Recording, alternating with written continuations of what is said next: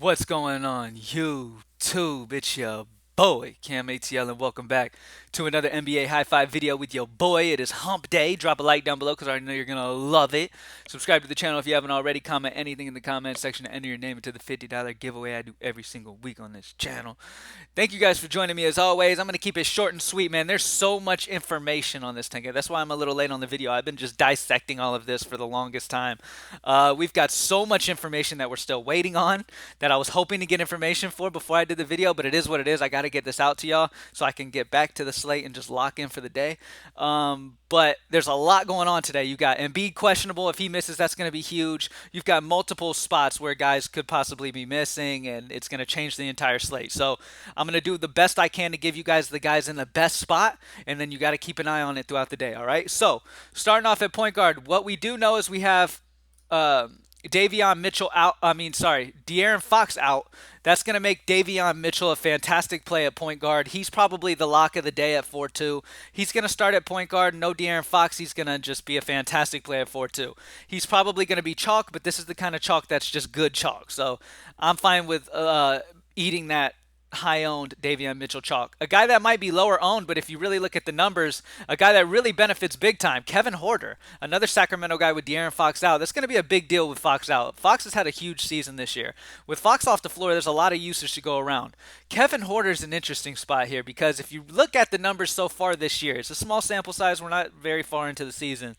But Kevin Huerter's averaging 1.35 fantasy points per minute with Fox off the floor. That's really good, especially at a guy at 5'5" who's going to play 30 plus minutes. So he's a guy who could easily drop 40, but because of the matchup, I'm thinking 30 to 35, and that's completely fine with me at 5'5". So I like Kevin Huerter a lot here just off the usage and the amount of potential he has here. The fantasy points per minute is very promising.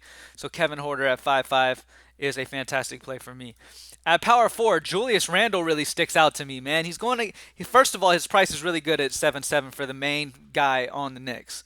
Now he's going against Atlanta, who struggles versus power forwards. This is a beautiful spot for Julius Randle to absolutely eat. Like I said, Atlanta's bottom in the league at fantasy points allowed to power forward this season. Julius Randle's in a fantastic spot here, and I believe this is a close game too. This should be a battle. So I really like this spot for Julius Randle. One of my favorite spots as of right now is going to be and I think he just absolutely eats, is Jonas Valanciunas.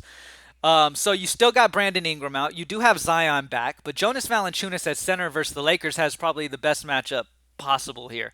I mean, the Lakers are just getting thrashed by bigs. Jonas Valanciunas should absolutely dominate. And at 7-7, he just feels too cheap here. Okay, I mean his price was 8K, then 8.2. Now he's dropping down to 7.7. You're getting a price drop from the last few games, and he's got a great matchup against the Lakers, who have given up over 54 to Jokic, gave up over 58 to Gobert, gave up over 68 to Jokic again, gave up over 46 to Zubac. Jonas Valanciunas could drop a 50 piece pretty easily here, and I love this matchup for Jonas in this one, especially if we're able to get him at some low ownership. Last but not least, I'm happy to see this, man. Drew Holiday is a beast, okay? And you don't get to see it that much because of the usage Giannis just takes in that Milwaukee team, but Drew Holiday is a monster. Defensively, he's great.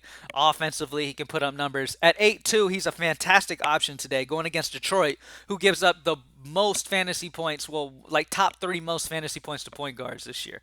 Drew Holiday just finished thrashing them the other day, getting over 52 DraftKings points against them. Steph Curry got over 49. Trae Young got over 59, almost 60. It's just a fantastic spot for Drew Holiday. I'm thinking 50 piece, possibly 45 here. I'm leaning more on the 45 range. As you can see, I haven't projected slightly over 44. That's almost 6x. You know what I mean? So I really like this. But if you can round him all the way up to 9K, I almost have him projected at 5x if you round him up to 9K. So I love Drew Holiday. I think he's going to be fantastic. The matchup is elite. The only thing you worry about is blowout potential here. But they just played, did not blow Detroit out at home. Now they're playing again here.